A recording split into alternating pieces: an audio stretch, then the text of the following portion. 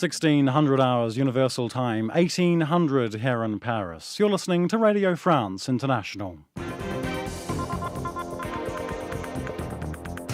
Seamus Kearney. Welcome to an hour of news and features from the French capital.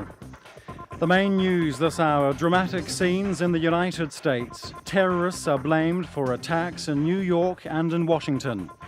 Two planes crash into the two towers of the World Trade Center in New York. Both towers then collapse. And in Washington, the Pentagon has partially collapsed after an explosion. 4 aircraft have been lost. We'll bring you all of the details in the next hour. RFI. It's being described as the US's worst nightmare. Terrorists are being blamed for a wave of attacks across New York and Washington, the seat of government and the World Trade Center. Well, RFI's Barbara Duduchet, who comes from New York, has been covering the story and brings us now up to date on the latest. Barbara. Yes, well, what we know so far is that 2 American airplanes have been lost, and those 2 presumably are the ones that crashed early today into the Twin Towers of the World Trade Center. 2 other passenger planes, this time from United Airways, have been lost as well. One which crashed into the Pentagon, which is the seat of the United States military. The other crashed in Pennsylvania. So that is a total of 4 planes that are lost, but the story doesn't end there, because American Airlines is reporting that it has a plane that is lost somewhere between Boston and Los Angeles, and United Airways is talking about several other of its planes that are not accounted for at this point. And Barbara, so far no one is giving any accurate figure of the number of casualties or the number of people who have been killed, but the US President George W. Bush gave this statement to the nation earlier. Today we've had a national tragedy.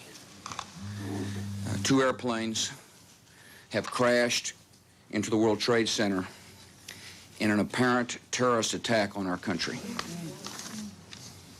I have spoken to the Vice President, to the Governor of New York, to the Director of the FBI, and have ordered that the full resources of the federal government go to help the victims and their families, and to conduct a full-scale investigation to hunt down and to find those folks who committed this act. Terrorism against our nation will not stand. And now, if you join me in a moment of silence.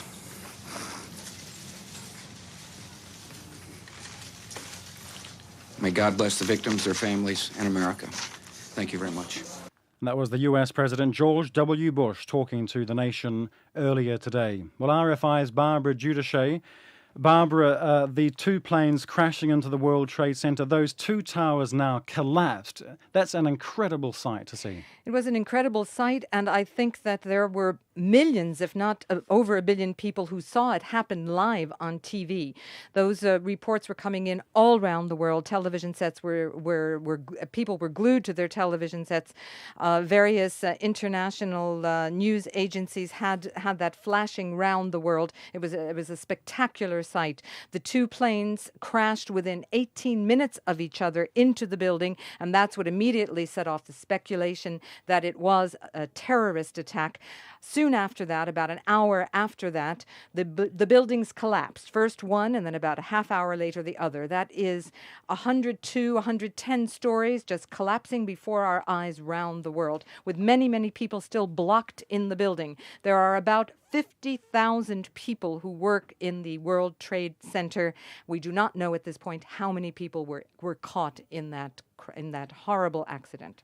RFI's Barbara Duduchet. Well, we can now go live to New York. An eyewitness who's in Midtown Manhattan, Maurice Harari, hopefully joins us now live on Radio France International. Hello, Maurice. Hi, how are you? Hello. Now, from where you are, describe to us where you are and what you can see and what you've heard. Well, I'm on Lexington Avenue and 35th Street, and I'm looking at the Empire State Building. It's difficult for me to imagine that this, which was once considered the tallest building in the world before the Twin Towers were constructed here in New York, is standing because to imagine a building of this magnitude falling is just absolutely mind-boggling. I'm looking at the building as I talk to you. In the street here in Lexington Avenue, people are strangely quiet. Obviously, they're leaving their workplaces because they've been told to slowly walk home. There are no subways. Buses aren't really functioning. The only noise we really hear of traffic are the ambulances and the fire station wagons that are going down to the southern tip of Manhattan because Mayor Giuliani has asked us to stay home and evacuate that part of the city so that they can go in and try to take care of the wounded. It's difficult to imagine that it might even be wounded in this conflagration, but that's what he's telling us to do. Now, Morris, many of our listeners might have loved ones, family in New York. What can you tell us about the extent of the damage? What kind of area are we talking about? What kind of area has been affected? They've told us something like 16 square blocks around the lower part of Manhattan have been more or less affected. Not necessarily only by the debris, but even from ash and you know, the explosion was such, because you're talking about buildings that are over 100 stories high, that some say that some of the debris has been going on for close to half a mile within that vicinity. So you're talking about 16 square blocks. They're evacuating right now the whole area of Wall Street, including the public schools. And they're asking parents to try to pick up their children as safely as they can. So you're talking about a 16 square block area that it's been basically affected. The unfortunate thing is there are about 50,000 people that work in that area, especially in those two buildings. So the human toll must be devastating. The mayor was on TV, and he said that when he got there, he was watching the buildings which were aflame, and there were people actually jumping out the windows. It's difficult to imagine people jumping out of those windows, but that's what he was observing. And Morris, do you have electricity? Do you have any...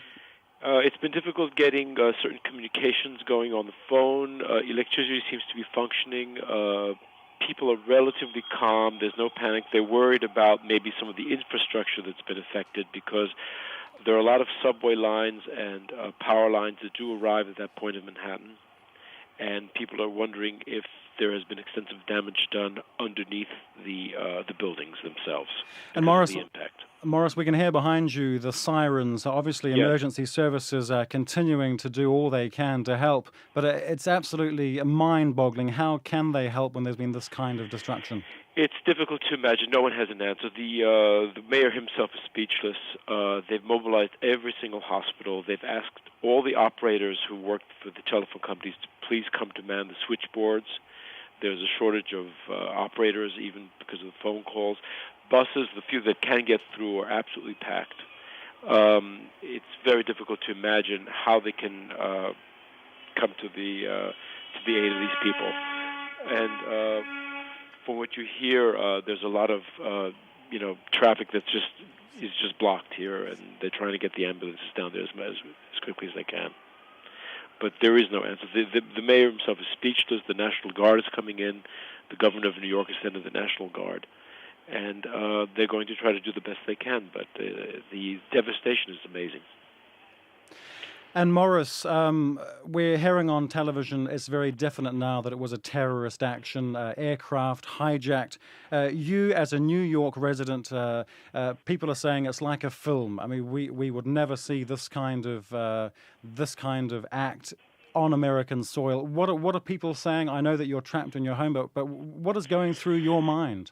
Well, when you see the actual videos, because we've been even getting some amateur videos of people who are at the spot, who have been showing these things on television, it looks like you said, like a special effects thing, because you can't imagine a plane making such a beeline into a building. What we saw here on television, you have this plane coming in and making a beeline for the center of these two buildings, and the second plane did the same thing. So this was obviously something that if you had seen it in one of these Schwarzenegger movies, you would say this is not possible.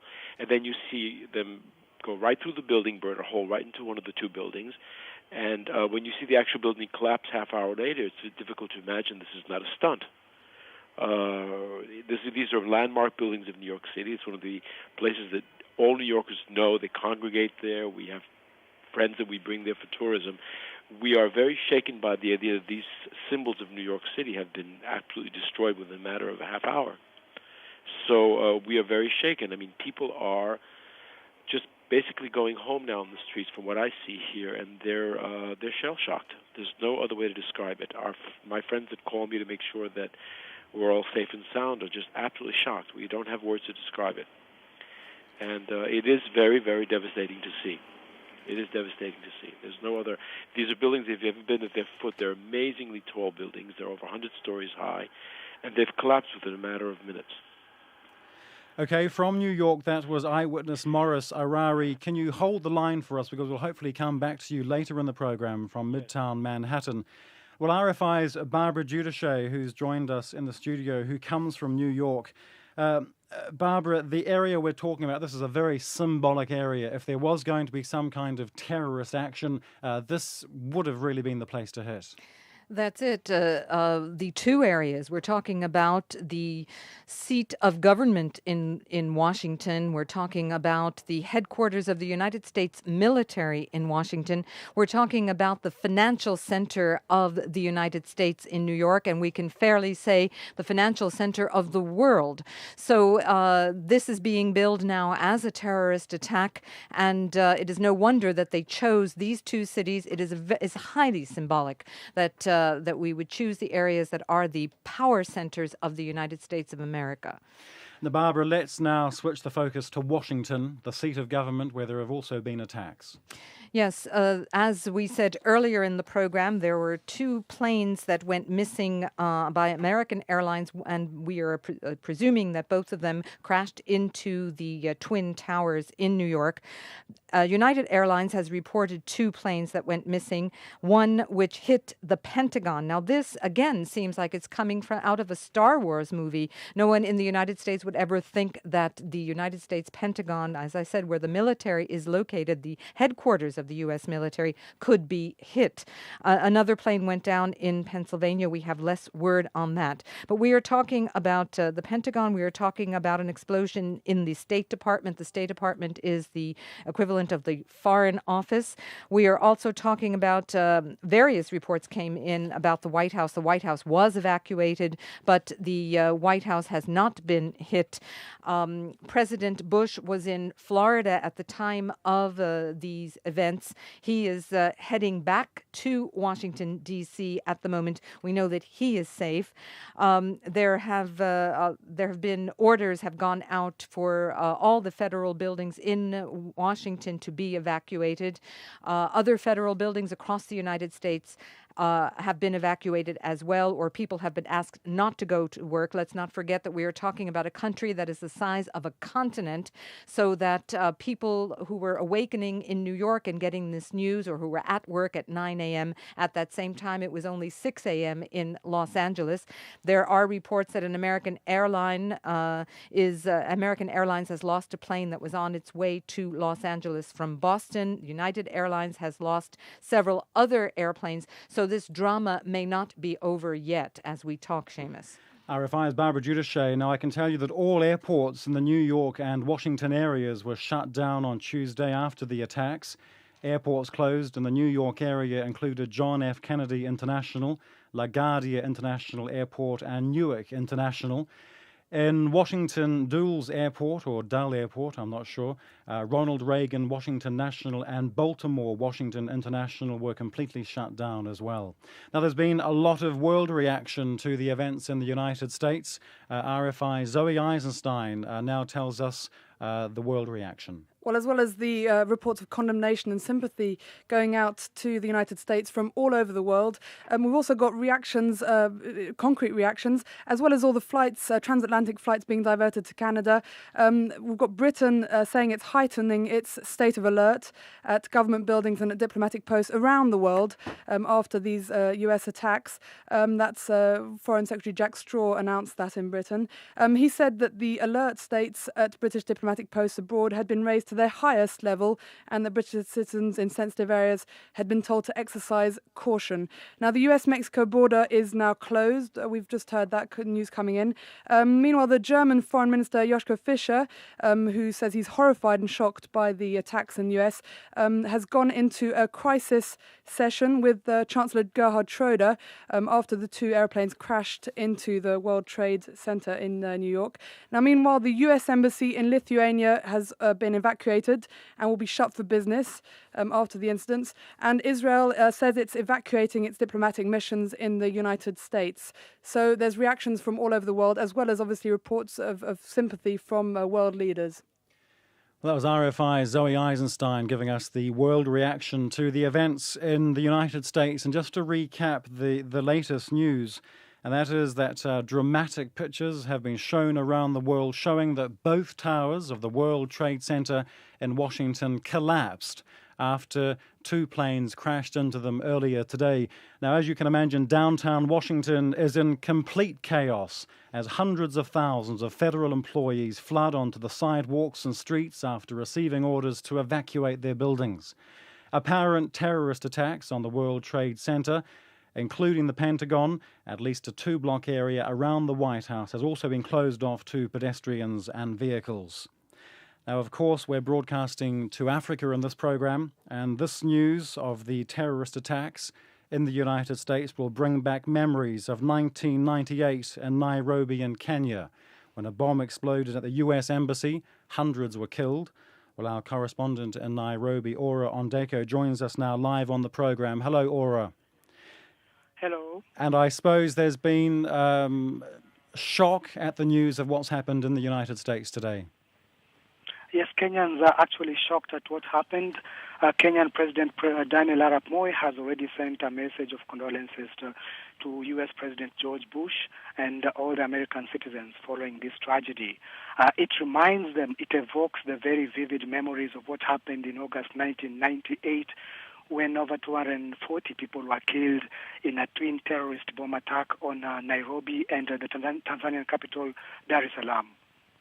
Now, Aura, I know, talking to a journalist who worked very closely on those investigations in Nairobi, that there was very close cooperation between the FBI in the United States and in Kenya. Is there likely now to be this continued help? Obviously, special agents in Kenya are very used to dealing with this.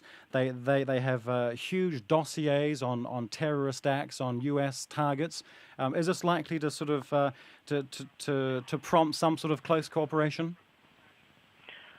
At this stage, it's very early to comment on that. But, of course, one will also recall that during the incident in 1998, Kenyans were very skeptical that should the investigations and the prosecutions be conducted in Kenya, then this would expose the country to terrorist attacks. And therefore, if at all there is going to be any contribution from Kenya, it will be done very cautiously, well aware that the country may well be the target of yet another attack. And Aura, talk to us about the aftermath of the bombing, because we are yet to get casualty figures from New York, where both towers collapsed, and it seems likely that the toll is going to be enormous. Tell us, how does a city cope, and what's the aftermath? Once again, we'll recall that immediately the 1998 incident occurred, Kenyans were thrown into limbo. They did not exactly know how to tackle this. And actually, it took the intervention of forces from Israel, the United States, Britain, and France to try and coordinate the rescue missions. So one cannot definitely say that Kenya was well prepared to deal with disaster. If at all, the Americans appear to be very well coordinated. And once again, one would expect that the Americans may be able to handle this problem much more better than what was experienced in Kenya. For the past 3 hours, Kenyans have been glued on television watching the horrifying pictures from Washington and New York. And as of now, reaction is still muzzled, so one can say. Okay, well, that was our correspondent in Nairobi, Aura Ondeko. Thank you very much for joining us live on the program. And we can now cross to RFI's Zoe Eisenstein. Reactions from world leaders, sympathy and condemnation, and also reaction from France this hour. That's right, Seamus. The French President Jacques Chirac, who was actually on a trip to Brittany in the west of France when the first explosions took place, has cut his trip short. Now, he is saying he's extremely moved by what he's describing as monstrous attacks which are rocking the US. He said that the French people as a whole are behind the American people, and now he's back on his way back to Paris. Now, meanwhile, the French Prime Minister Lionel Jospin had this to say about the attacks. Ce sont des attentats d'une violence et d'une gravité sans précédent qui ont frappé. He said these are very serious attacks. He said he was absolutely horrified by what he called unacceptable acts of violence. He said that France's sympathies are with the families of the victims of these attacks and with the United States. He said we now need to study the consequences of this tragedy, even if it has occurred on the other side of the Atlantic. Lionel Jospin, the French Prime Minister, said he'd asked the Minister of Foreign Affairs, the Minister of Defence, the Interior Minister and the Minister of Transport, all of France, to meet with him at Matignon. He said that then the decision would be calmly taken on what needed to be done. And he said that the President was on his way back from Brittany and that he was going to meet with him to decide what action needs to be taken.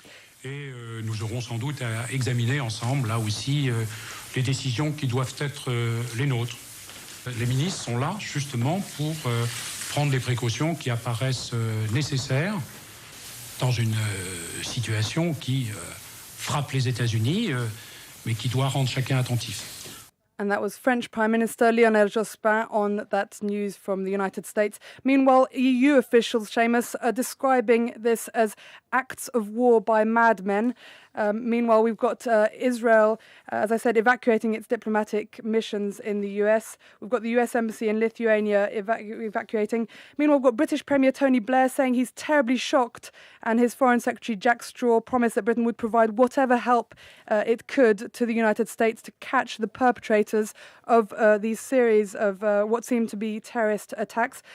German Foreign Minister Joschka Fischer said he was horrified and shocked, and as I said earlier, he went immediately to meet with Chancellor Gerhard Schroeder for a crisis session. The German lower house of parliament, the Bundestag, suspended its debate on Germany's 2002 budget in sympathy after the spate of apparent terrorist attacks. Israel says it's ready to rush aid to the United States, and it says a spokesman for Prime Minister Ariel Sharon has said that Israel knows the bitter experience of terrorism, and if it turns out that the events in the US were a terrorist attack, he said that Israel will do all it can, and he expressed Israel's deepest condolences to the victims of the tragedy. And that's it. So we've got all sorts of world reactions there for you, Seamus, from around the world, really just sheer shock and horror at what's taking place in the US. RFI's Zoe Eisenstein with the world reaction. It's now 22 minutes past the hour here on Radio France International. We're trying to bring you up-to-date reports from Washington and New York as we get them. RFI's Barbara Duduchet has been across the latest news and now recaps what we know so far. Well, as we said earlier in the program, there were two planes which crashed early today, just after 9 a.m. New York time, into the Twin Towers at the World Trade Center. Those two planes crashed within 18 minutes of each other. We now have confirmation that they were American, that American Airlines says that it has lost two planes. One was on a flight from Boston to Los Angeles. Another was on a flight from Dulles Airport, which is in Washington, to Los Angeles. So there are two flights, therefore, that have gone down as far as American Airlines is concerned. United Airlines has reported that it too has lost two planes. One apparently hit the Pentagon. One of those two planes was going from Newark Airport to San Francisco.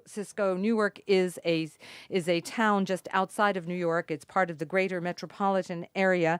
So that was a flight, so to speak, from New York to San Francisco. The other flight went down in Pennsylvania. What we also know is that, as I said, part of the Pentagon was hit by one of these planes. The State Department, there was an explosion there. That's in Washington. So we have the two centers of power in the United States that have been hit hard. One, the financial center, which was in New York, and of course the center of government and the U.S. military in Washington, D.C. And of course the theory, Barbara, being put forward by experts is that the terrorists hijacked these planes in Boston and other parts of the States, and they forced the pilots to target the Pentagon and the World Trade Center in the U.S. Is that roughly the theory? That's roughly the theory, and what seems to be coming out then is that we had these suicide attacks with people in the planes that had been hijacked. We know that these planes were coming from that it was highly orchestrated because this all happened with an extremely short time. And there is still some worrying news that is coming out because United Airlines has reported that several other of its airliners have gone missing. We do not know where they are. We do not know where they are heading. We do know that the United States government has evacuated many federal offices, certainly in the New York area and the Washington area, and other federal offices across the United States. People have been asked not to show up for work, and NATO has evacuated all non-essential personnel from its headquarters in Brussels. So this is spreading over into U.S. offices around the world. Now, Barbara, as we're talking, we know that the Taliban in Afghanistan, the Taliban regime, is holding a press conference. We'll hopefully bring you their statement on the activities or the events in the United States as soon as that comes to hand. As yet, no casualty figures. At the very earlier today, the authorities were talking about 6 deaths and about 1,000 injuries, but of course, that seems to be a very low estimate. Remember that the World Trade Center consists of 2 110-story skyscrapers and are New York's tallest towers. About 40,000 people work inside the 2-building center. More than 150,000 people enter the complex every day for business and pleasure. Now, we know it was about 8 o'clock in the morning, so hopefully the building might not have been full of people. But as yet, as I say, news agencies, authorities are not giving any estimate of the number of casualties. And don't forget that on February the 26th, 1993, a terrorist bomb exploded in building number 1, that was one of the towers. And of course, today's attack, as you've heard, has now completely caused those 2 towers to collapse. Well, of course, it's a financial target in New York. The New York Stock Exchange evacuated after the 2 planes crashed. There were hundreds of people in the streets. The World Trade Center, of course, a financial target. Well, RFI's Zoe Eisenstein has been checking out the financial impact of the events today. Financial impact, certainly, that's the least we can say, Seamus. Shares are crashing, and meanwhile, oil prices are rising as the world reels in horror, literally, at these US attacks. Trading on the New York Stock Exchange obviously was suspended immediately. Meanwhile, shares dived. The German stock market plunged 9.1%. Paris, meanwhile, fell 5.74%, and London shed 3%. A Paris-based trader says that people are selling shares literally like mad, as they still don't know how these attacks are going to affect the markets, and they don't know how the Americans are going to react. Still in Paris, shares of the big insurance companies, including the world's biggest, like AXA, have crashed. AXA's shares are down by 7.77%, and AGF, Seamus, is down by 6.57%. Meanwhile, SCOR is down by 14.68%. Brazil's exchange in Sao Paulo has stopped trading after a drop of 7.49% in share prices. Now, meanwhile, on the oil prices, Seamus, Brent, which is the London benchmark, rose to $30.1 against 27.26 before the explosions. It peaked earlier at $31.05. That was before the US market had a chance to open. So, Seamus, very, very clear financial implications of this attack in the United States. RFI's Zoe Eisenstein updating us on the financial impact. And a latest report just coming in says that the National Guard has been activated in New York. And of course, emergency services really struggling to cope with the emergency in the center of New York. RFI's Barbara Giudice, you're on the studio with me. You're from New York. You heard us talking to Morris Arari, another New York resident earlier. Really a complete shock, and incredible to believe this could happen right in the heart of New York. Well, all the people I've been able to contact in New York, there are lots of lines that are down, by the way, in the United States on the East Coast.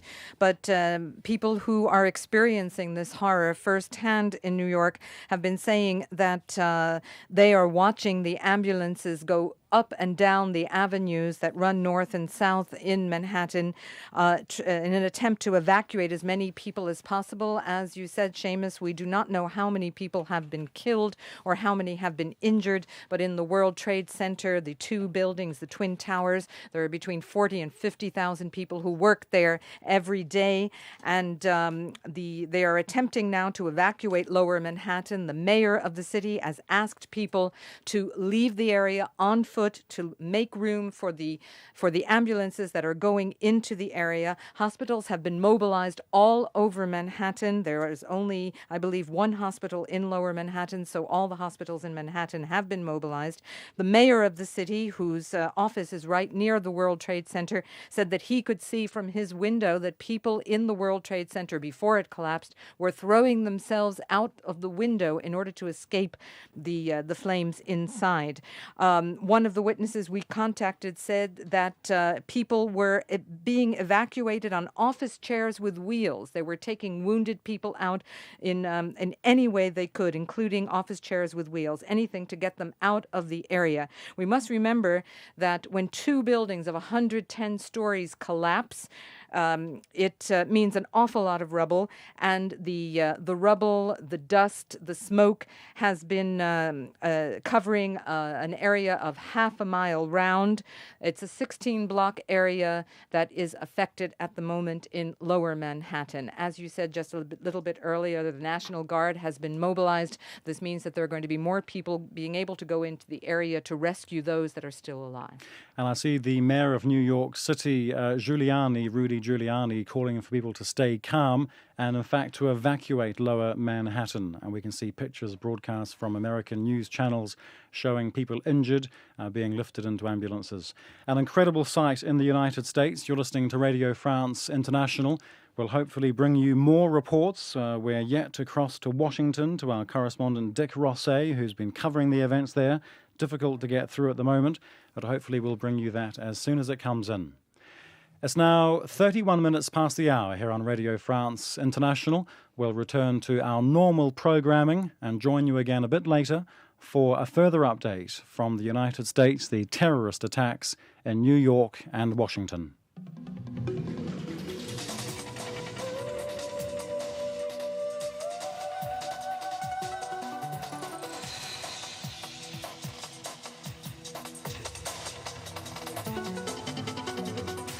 Hello, I'm Imogen Lamb. Crossroads goes to Burkina Faso to look at how traditional African